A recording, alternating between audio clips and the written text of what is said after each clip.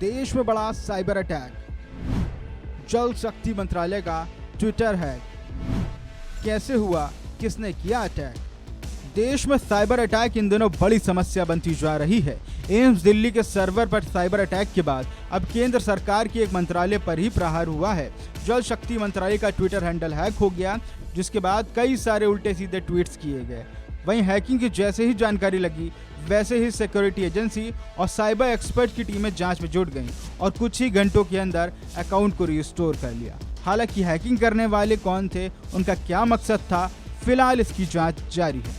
एक के बाद एक साइबर अटैक होने से सरकार की चिंताएं बढ़ गई हैं। पहले एम्स का सर्वर हैक होना, जिसमें करोड़ों मरीजों के डेटा में सेंधमारी की खबर, फिर हैकर्स की तरफ से 200 करोड़ की फिरौती मांगना, वो भी क्रिप्टो करेंसी के जरिए। और तो और अब सरकार के मंत्रालय का ट्विटर हैक हो जाना सरकार के साथ लोगों के लिए भी बड़ी चिंता का विषय है। हालांकि सिक्योरिटी एजेंसी जांच में लगी हैं, लेकिन उन्हें भी अभी तक कोई खास सफलता हाथ नहीं लगी है।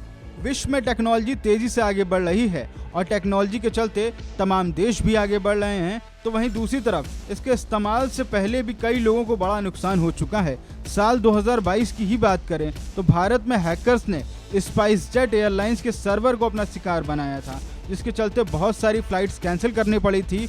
वहीं दर्जनों फ्लाइट्स के शेड्यूल में भी फेरबदल करना पड़ा था। और खबर तो ये भी सामने आई कि इसके लिए स्पाइसजेट ने हैकर्स को करोड़ों रुपए भी दिए थे, जिसके बाद हैकर्स ने सरकारी तेल कंपनी ऑयल इंडिया के सर्वर को भी निशाना बनाया और फिर देश की जानी मानी आईटी कंपनी टेक महिंद्रा के 27 सर्वरों पर मेलवेयर अटैक किया था, जिसमें कंपनी को काफी नुकसान हुआ था। और तो और हैकर्स आए दिन देश के बड़े नेताओं के ट्विटर हैंडल के साथ साथ बड़ी बड़ी कंपनियों को अपना निशाना बनाते हैं और उनसे फिरौती मांगते हैं। बढ़ते साइबर अटैक को लेकर केंद्र सरकार भी सजग है। हैकिंग के मामले को लेकर गृह मंत्रालय में अहम बैठक हुई, जिसमें आईबी के सीनियर अधिकारी मौजूद रहे। हैकिंग के बढ़ते मामलों पर कैसे हर तरफ से लगाम लगाए जा सके, इस पर सरकार का पूरा फोकस है। सिक्योरिटी एजेंसियां और साइबर एक्सपर्ट्स हर संभव कोशिश में जुटे हैं, लेकिन नतीजा कुछ खास नहीं निकल रहा। लेकिन उम्मीद यही है कि आने वाले दिनों में इस पर सिक्योरिटी एजेंसियां जरूर लगाम लगाने में कामयाब होंगी, क्योंकि हैकिंग के मामले बेहद ही ज्यादा गंभीर हैं और इससे देश को बड़ा नुकसान उठाना पड़ सकता है।